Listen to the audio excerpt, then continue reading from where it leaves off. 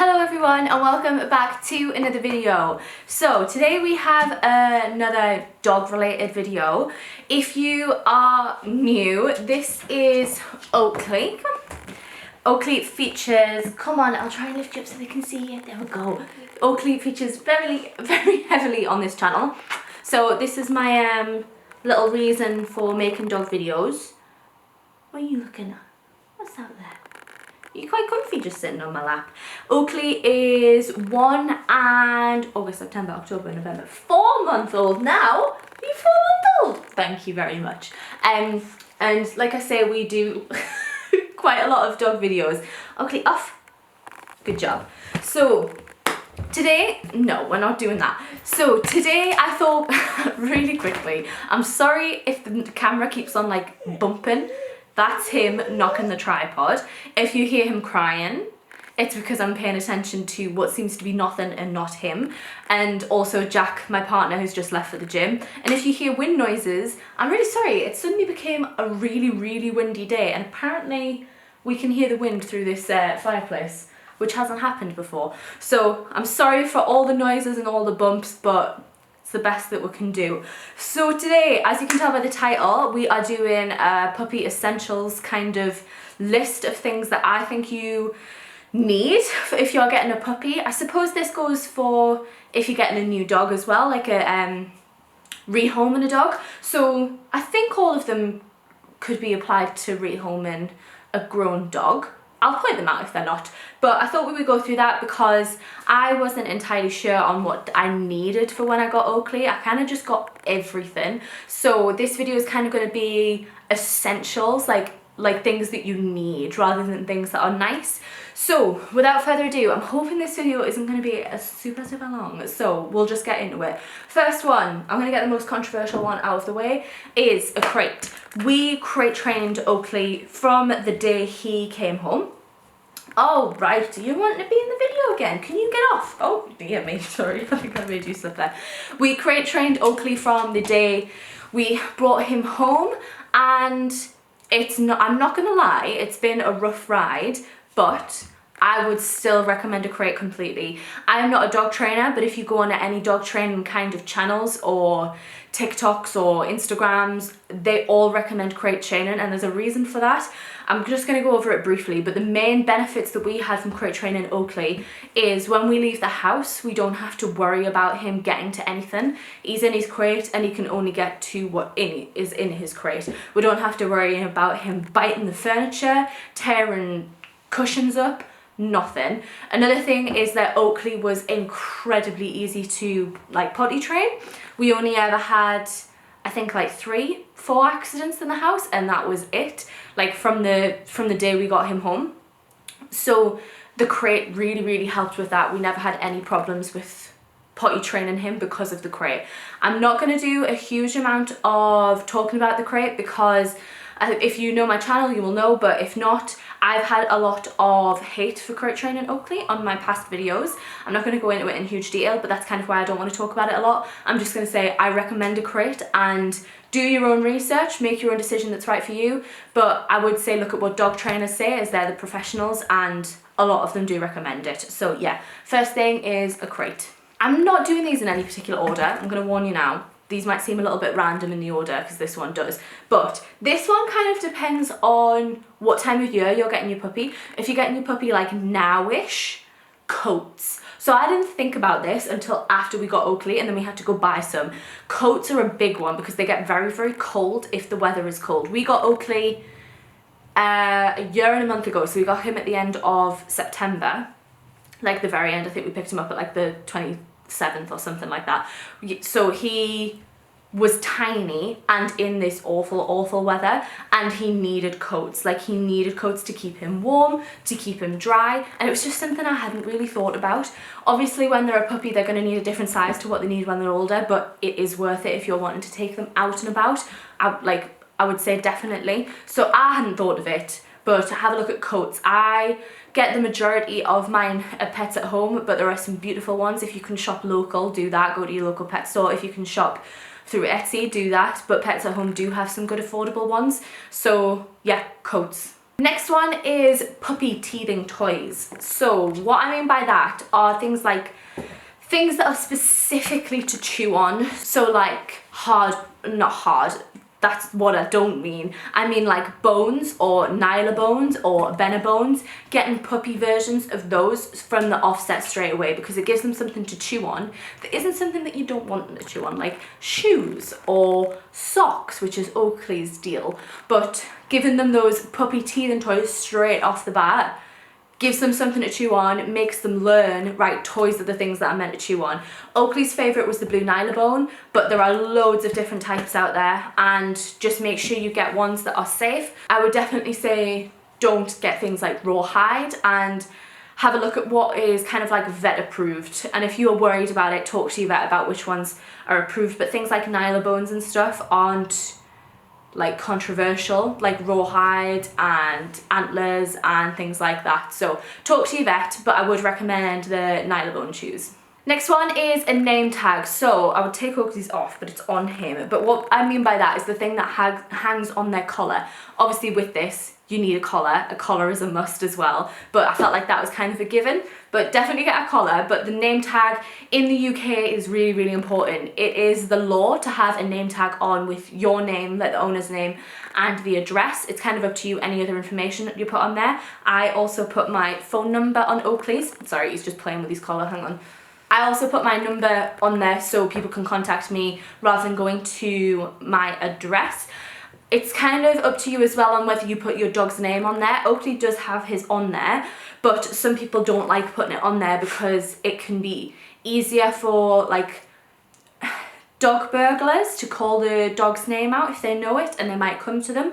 So it's kind of up to you, but Oakley does have his name on, but it is the law in the UK, so do make sure that you get one. I think the only law is it needs to have the owner's name and address on there. That's the only thing it needs to be on there, but you do need one.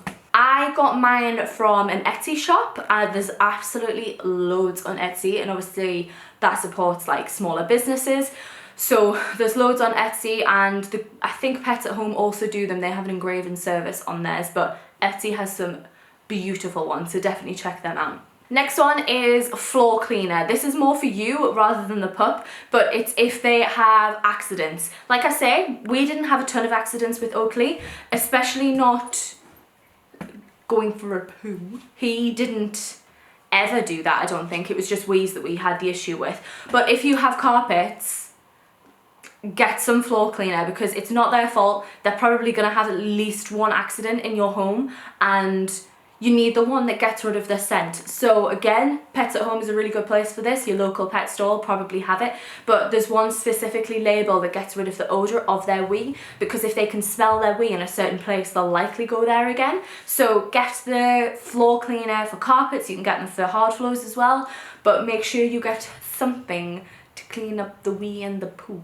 Next one is a house line. All that is a lead, essentially. So what we did for Oakley is we had, was it even a lead? I can't even remember. I could probably find it. What we had for Oakley was like, it was like a longer lead, and then we cut it, and it was probably only about a meter and a half long, and that attaches to their collar. So obviously you need a collar for this, but it's for when they're around the house. So it's something that doesn't have like a loop on it or a handle on the end, so it doesn't get caught on anything, but it's for when they get into those places that they're not meant to be, whether that's like under your settees, under the dining tables, jumping up on stuff. Having a house line on just means that you can easily get them and get them off. So things like if you don't want them on the settee and they jump up on the settee, it's a lot easier going for the house line than it is to try and get their collar, because they then like run about or run away from you. So having a house line is just, it's saved us. Like, I'm so glad that we used a house line. It's one of those things that I think a lot of people look at it and just be like, oh, they need a lead on in the house. But honestly, for your sanity, I would recommend one. Ours was literally just like a cord, and it worked perfectly. So get the cheapest lead and shortest lead you can find, cut the handle off, and then you are done. We're rattling through these. I'm really pleased with how, sorry, I've got my notes down here if I keep looking that way. I'm really pleased with how quickly I'm getting through these. Next one is eco poo bags, specifically eco ones, because obviously plastic is terrible for the environment. So please don't just use like the black poo bags you can buy from anywhere.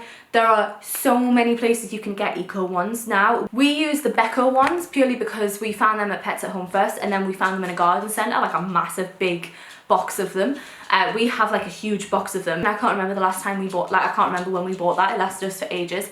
But the eco ones are obviously just better for the environment. They are biodegradable, so make sure you get the eco-friendly ones. The Beko ones are a bit more expensive because they're a brand, but I'm pretty sure Pets at Home are doing their own now, and supermarkets are doing their own, so they're really affordable. So it's just got stuck behind the tripod. So eco poo bags, and you're gonna need them. They poo everywhere. Like they poo in your garden, they poo out and about. If you're out and about, just like get the poo bags. Something else that I don't think people really think about, but it's really good to get it in when they are a puppy, but obviously this is just something you're going to need if you're rehoming your dog, not rehoming your dog, getting a rehomed dog anyway, is a toothbrush and a hairbrush. I have wrote baby toothbrush because that's what we use for Oakley, and it's a really easy thing to do, and it's super cheap comparing that to the dog toothbrushes you buy. We just bought a 2-pack of baby toothbrushes, and it works perfectly. And then for his first brush, we bought a soft bristle brush. Both of them I would recommend getting from the very get-go, just because it gets them used to it, even if you're not doing it properly. Like even if you're just putting the toothbrush around their mouth and getting them used to it, it is important from the very beginning to try and do some exposure to it, so they are used to it and they don't freak out when they're a little bit older. Like I say, really affordable, so it's not like it's going to break the bank, but it's one of those things that I would say get at the beginning and use all the way through until you can get to the point where you're actually brushing their teeth, because it is really important. Okay, last one is a puppy training course. And what I mean by that is an early days one, because there's a lot of companies out there that have put training courses for below 6 months and after 6 months. Now, I didn't get this with Oakley, and I regret it. I wish I'd got it from the very beginning. I thought I would be able to do the training by myself. I'd watched all the videos. I'd done a lot of research before getting Oakley, and whilst having Oakley, I still do. But I thought I'd be able to do it myself and it'd be completely fine. But the thing that I think you don't think about when you're thinking I'll do it myself is you don't have anybody to talk to, and you don't have anyone to kind of like be like, this is what they've said to do. It's kind of like, it's all on you then. Like it's all on you. I mean, they are your dog anyway. It is kind of on you to make sure they're trained correctly and doing the things that the training course tells you to. But at least then you have someone to talk to about it. And if you're struggling with anyone, you can ask questions, and then you kind of get given the structure. And then after you finish that particular course, you can just move on and do it the way that you've learned how to do it, but then do it in your own kind of way and like personalize it that way. I wish we'd done a puppy training course, and I think we'd have a lot less problems, and it just gives you a really good foundation. It also teaches you really good manners when you're around other dogs. It gets your dog socialized really quickly, and I just think it's really valuable. And I think if you're still thinking you're not going to get a puppy training course, I'd say the very least that you should do is have some research done before you get your pup, or within like the first week of getting your pup, because you just, like, I know some people don't like to train their dog, and I imagine that you guys aren't that because you're watching my video, but training is just important to have a polite dog around other dogs and around other people. And that's kind of the bit that, fine, if you don't want to train your dog, that's completely your call, but when it starts affecting other people's dogs, then it's too far. Like, at least have the research of basic dog manners and knowing what your dog needs to be able to do if they're going to be around other dogs, and understand that and go away and train those bits of that. That's the very basic that you need. But I would recommend having that training course so you learn all that from someone else. They are there to help you. You can ask them questions, and it's just something I really regret and I really would recommend to other people. So that is actually it. I'm going to leave it there because I think that they are the only things that you need. Like, there are other things that are nice, like having beds for them and having like toys for them that aren't chew toys and all the other stuff.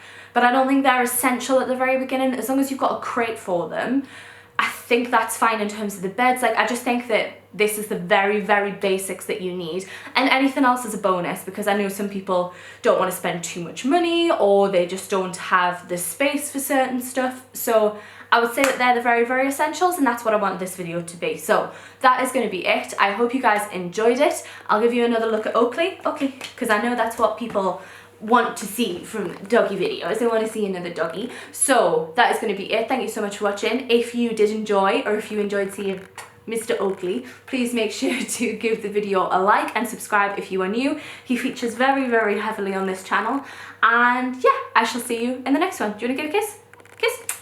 Goodbye.